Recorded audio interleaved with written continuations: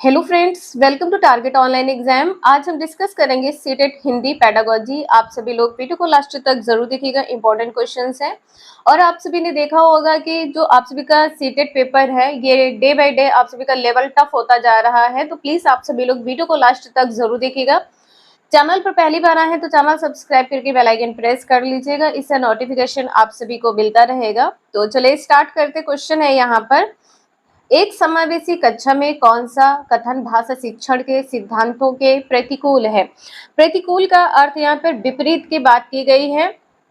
बच्चे परिवेश से प्राप्त भाषा को ग्रहण करते हुए भाषा प्रयोग में नियम बना सकते हैं। तो बिल्कुल बना सकते हैं। यदि बच्चे ने अपने परिवेश से भाषा को ग्रहण किया है तो भाषा प्रयोग में नियम को बना सकते हैं, पॉजिटिव है। भाषा परिवेश में रहकर अर्जित की जाती है, ये भी आपका सही हो जाएगा। प्रिंट समृद्ध माहौल भाषा सीखने में सहायक होता है, ये भी आपका सही है। प्रतिकूल क्या है, ये तीनों पॉइंट क्या है, अनुकूल है, प्रतिकूल यहाँ पे डी सही हो जाएगा। व्याकरण के नियम सिखाने से बच्चों का भाषा विकास शीघ्रता से होगा। भाषा विकास शीघ्रता से होगा, किसकी यहाँ पर बात की गई है, तो व्याकरण के नियम सिखाने से। ये पॉइंट यहाँ पर आपका प्रतिकूल हो जाएगा, जबकि यहाँ पर क्या होगा, यदि बालक को भाषा आती है तो वो व्याकरण के नियम सीख सकता है। नेक्स्ट है, बहुसांस्कृतिक कक्षा में आप एक भाषा शिक्षक के रूप में किस बात को अधिक महत्व देंगे। तो यहाँ पर आपका आंसर क्या सही हो जाएगा, पाठ्य पुस्तक के प्रत्येक पाठ को भली भांति समझाना या बच्चों को व्याकरण सिखाना या स्वयं शुद्ध भाषा प्रयोग या भाषा को बच्चों को भाषा प्रयोग के अधिक से अधिक अवसर देना। तो आप क्या करेंगे, बच्चे को अधिक से अधिक अवसर देंगे, ठीक है। यहाँ पर डी आंसर आपका सही हो जाएगा, बहुसांस्कृतिक कक्षा है। यहाँ पर कहा गया है कि आप प्रत्येक पाठ को भली भांति समझाएंगे, व्याकरण सिखाएंगे, स्वयं शुद्ध भाषा प्रयोग करेंगे। तो ये तीनों पॉइंट यहाँ पर गलत हो जाएंगे। नेक्स्ट है, व्याकरण शिक्षण के संदर्भ में कौन सा कथन सही है। यहाँ पर बताना है क्या सही होगा। व्याकरण शिक्षण के लिए समय सारणी में अलग से काव्यांशों की व्यवस्था होनी चाहिए। यहाँ पर कहा गया है अलग से काव्यांश की व्यवस्था होना, ये पॉइंट आपका गलत हो जाएगा। भाषा प्रयोग की अपेक्षा भाषा नियमों को ही महत्व देना चाहिए, भाषा नियम को ही महत्व देना, ये पॉइंट आपका गलत हो जाएगा। बच्चे परिवेश में उपलब्ध भाषिक प्रयोगों के आधार पर स्वयं भाषा के नियम बनाने की क्षमता रखते हैं, यहाँ पर ये पॉइंट आपका गलत हो जाएगा। व्याकरण शिक्षण अत्यंत आवश्यक है, डी आंसर यहाँ पर आपका सही है, व्याकरण शिक्षण अत्यंत आवश्यक है। अब आप कहेंगे यहाँ पे जो अत्यंत लगा है ये तो निगेटिव हो जाएगा, लेकिन यहाँ पे जो शिक्षण की बात की गई वो किसकी शिक्षण की बात की गई है, व्याकरण की। तो यदि व्याकरण का ज्ञान होगा तभी आप पढ़ा पाएंगे, अत्यंत आवश्यक है, डी आंसर सही है। नेक्स्ट है, निम्नलिखित में से कौन सा उच्च प्राथमिक स्तर पर भाषा शिक्षण का उद्देश्य नहीं है। जो भाषा शिक्षण का उद्देश्य नहीं है ये बताना है। सही रूप से समझना, यदि आप भाषा को सही रूप से समझते हैं तभी आप बच्चों को बता पाएंगे, समझा पाएंगे, तो यहाँ पर सही हो जाएगा। व्याकरण के नियमों को रटना, ये यहाँ पर गलत हो जाएगा, जो रटना यहाँ पर है ये गलत हो जाएगा, तो बी आंसर यहाँ पर आपका सही है। निजी अनुभव के आधार पर भाषा का सृजनशील प्रयोग करना भी क्या है, भाषा शिक्षण है। दूसरों के अनुभव से जुड़ पाना और संदर्भ में चीजों को समझना, ये भी क्या है, भाषा शिक्षण है। यहाँ पर उद्देश्य क्या नहीं है, बी आंसर सही हो जाएगा। नेक्स्ट क्वेश्चन है, उच्च प्राथमिक स्तर पर व्याकरण शिक्षण का उद्देश्य से होगा, किससे होगा। तो यहाँ पर आपका आंसर क्या सही होगा। यहाँ पर कहा गया है कि भाषा के नियमबद्ध प्रकृति को अत्यधिक महत्व देना, भाषा के नियमबद्ध प्रकृति को अत्यधिक महत्व देना, ये पॉइंट गलत हो जाएगा। कंठस्थ यहाँ पर आ गया है, ये पॉइंट गलत हो जाएगा। यहाँ पर भी कंठस्थ है, ये भी पॉइंट आपका गलत हो जाएगा, तो सही क्या है, डी आंसर। भाषा के नियमबद्ध प्रकृति को समझने और उसका विश्लेषण करने में, डी आंसर सही है। नेक्स्ट है, उच्च प्राथमिक स्तर पर व्याकरण शिक्षण की सर्वाधिक उचित विधि है। ये क्वेश्चन आप सभी का जुलाई 2024 में पूछा गया क्वेश्चन है, तो यहाँ पर आपका आंसर क्या सही होगा, भाषा संसर्ग विधि, सूत्र विधि, निगमन विधि, आगमन विधि। यहाँ पर आपका जो आंसर है वो डी सही हो जाएगा, आगमन विधि। जो व्याकरण शिक्षण है, आप पहले क्या बच्चों को बताएंगे, नियम बताएंगे या उदाहरण देंगे? तो पहले आप बच्चों को उदाहरण देंगे। आगमन विधि में क्या होता है, उदाहरण से नियम की ओर होता है, ये ध्यान रखिएगा। और निगमन विधि में क्या होता है, पहले आप बच्चों को नियम बताएंगे।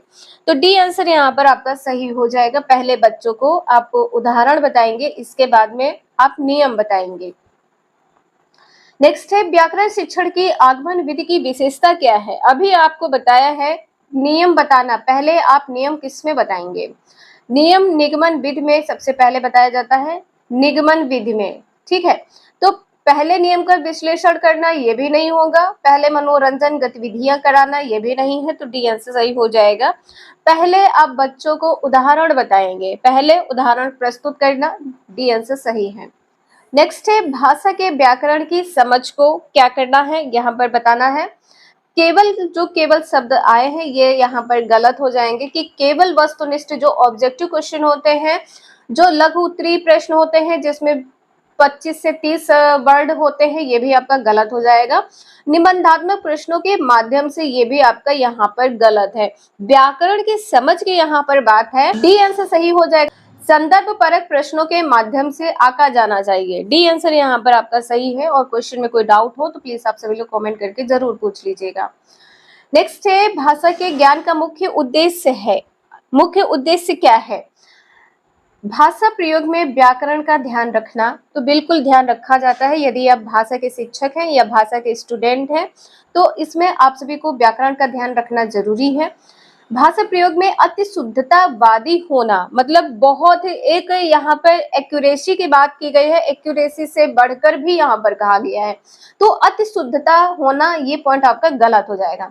याद जो करना यहाँ पर आया है ये भी गलत हो जाएगा, कि व्याकरणिक बिंदुओं की परिभाषा याद करना। तो आंसर यहाँ पर क्या सही होगा? ए, भाषा प्रयोग में व्याकरण का ध्यान रखना। यहाँ पर जो कहा गया है कि व्याकरणिक तत्वों की सूची बनाना भी गलत है। नेक्स्ट है, अनुस्वार एवं अनुनासिक का प्रयोग करने संबंधित त्रुटियों को दूर किया जा सकता है, किसके द्वारा? तो यहाँ पर क्या होगा, छपी सामग्री से समृद्ध वातावरण देकर। यदि आप छपी छपाई वस्तुएं बच्चों को दे देंगे तो बच्चे उसमें सुधार नहीं कर पाएंगे, त्रुटि दूर नहीं हो पाएगी। सूची बनवाकर, सूची भी नहीं बनवाना है, अनुस्वार वाले शब्दों की सूची बनवाना ये गलत हो जाएगा। स्वयं सही उच्चारण का आदर्श प्रस्तुत कर देंगे, ये आपका आंसर यहाँ पर सही हो जाएगा। देखिए यहाँ पर नियम बताने की बात की गई है तो ये भी पॉइंट गलत है। नेक्स्ट क्वेश्चन है, व्याकरण शिक्षण के लिए उपयुक्त नहीं है क्या? व्याकरण शिक्षण के लिए क्या उपयुक्त नहीं है? देखिए व्याकरण में अभी आपने देखा है उदाहरण बताएंगे, नियम बताएंगे, और अव्याकृति कुछ इस प्रकार से आपका इसमें दिया हुआ है, अव्याकृति की कृतियों के बारे में बताना, ठीक है, कृति के बारे में बताना, ये तीनों पॉइंट आपके पॉजिटिव हैं। निगेटिव क्या है, कक्षा अभिनय, कक्षा अभिनय के द्वारा आप व्याकरण शिक्षण नहीं दे सकते हैं, तो यहाँ पर जो आंसर है डी सही हो जाएगा। नेक्स्ट है, बच्चों की भाषा के संदर्भ में कौन सा सही है? यहाँ पर आपका आंसर क्या सही होगा? बच्चों की भाषा में बहुत अधिक व्याकरणिक त्रुटियां होती हैं। यदि हम छोटे बच्चों की बात करें तो बिल्कुल त्रुटियां होती हैं, ए आंसर सही हो जाएगा। गलत क्या है, बच्चों की भाषा में नियमबद्ध व्यवस्था की झलक मिलती है, नियमबद्ध व्यवस्था ये पॉइंट आपका गलत हो जाएगा। जबकि यहाँ पर जो छोटे बच्चे होते हैं उनको व्याकरणिक त्रुटियां ज्यादा होती है, तो नियमबद्ध व्यवस्था तो यहाँ पर गलत हो जाएगा। बच्चों की भाषा तार शैली में ही रहती, तार शैली में ही रहती, ये भी पॉइंट गलत है। बच्चों की भाषा को सुधारने के लिए दंड एवं पुरस्कार आवश्यक है, बच्चों को कभी भी लालच नहीं देना है, इस बात का ध्यान आप लोग जरूर रखिएगा, ए आंसर सही है। नेक्स्ट है, उच्च प्राथमिक स्तर पर व्याकरण शिक्षण की उपयुक्त प्रणाली है, क्या है? पाठ्य पुस्तक प्रणाली, समवाय प्रणाली, भाषा संसर्ग है, आगमन निगमन है। तो अभी आपने देखा है कि जो व्याकरण शिक्षण है इसके लिए उदाहरण और नियम दोनों जरूरी होते हैं, तो डी आंसर यहाँ पर आपका सही हो जाएगा, आगमन निगमन प्रणाली है। नेक्स्ट है, बोलना कौशल में महत्वपूर्ण है, यहाँ पर आंसर आपका क्या सही हो जाएगा? संदर्भ एवं स्थिति अनुसार अपनी बात कह सकना या स्पष्ट एवं शुद्ध उच्चारण। बोलने का अर्थ यहाँ पर ये नहीं है कि आप बोल रहे हैं तो स्पष्ट एवं शुद्ध उच्चारण। देखिए बोलेंगे तो आप स्पष्ट ही, लेकिन उसका शुद्ध उच्चारण ये पॉइंट गलत हो जाएगा। अलंकारिक भाषा प्रयोग ये भी गलत है। आप मधुर वाणी में बोल रहे हैं ये भी गलत है। बोलना क्या होता है, जब आप किसी को अपनी बातों से इम्प्रेस कर लेते हैं, मतलब अपनी बात मनवा लेते हैं, तो ऐसी संदर्भ या ऐसी स्थिति के अनुसार अपनी बात कह सकना। ठीक है, ए आंसर यहाँ पर सही है। नेक्स्ट है मौन पठन के विषय में धारणा है। क्या हो गया यहाँ पर, इसमें पठन की गति धीमी हो जाती है, पठन की गति धीमी हो जाती है, ये पॉइंट आपका गलत हो जाएगा। जबकि मौन का अर्थ क्या होता है, चुपचाप पढ़ना। ठीक है, और यहाँ पर गति की स्पीड की बात की गई है, तो इसका मतलब यहाँ पे आप बोल के पढ़ रहे हैं, ये गलत हो जाएगा। एकाग्रचित होकर पढ़ने का अभ्यास होता है, पढ़ने की धीमी ध्वनि होठों से निकलती है। मौन का मतलब होता है कि आपके मुंह से आवाज ना निकले, तो ठीक है, यहाँ पर ध्वनि होठों से निकलती, गलत हो जाएगा। इसे आदर्श वाचन के तुरंत बाद किया जाता है, ये भी गलत है। तो सही क्या है, एकाग्रचित होकर पढ़ने का अभ्यास होता है। जो विद्यार्थी मौन होकर पढ़ते हैं, कुछ ऐसे विद्यार्थी हैं जो बोलकर पढ़ते, कुछ ऐसे हैं जो मौन रहकर पढ़ते, तो वो उनका मन जो होता है एकाग्र हो जाता है, पढ़ते पढ़ते मन एकाग्र हो जाता है, जिसके चलते वो मौन रहकर एकाग्रचित होकर पढ़ते हैं। नेक्स्ट है, निम्नांकित में से कौन सा वाक्य सही है। तमाम देश भर में, अब देश तो एक है तो तमाम तो यहाँ पर होगा नहीं। ठीक है, देश भर में बात फैल गई, पूरे देश भर में बात फैल गई, संपूर्ण देश भर में बात फैल गई, संपूर्ण भी यहाँ पर नहीं होगा।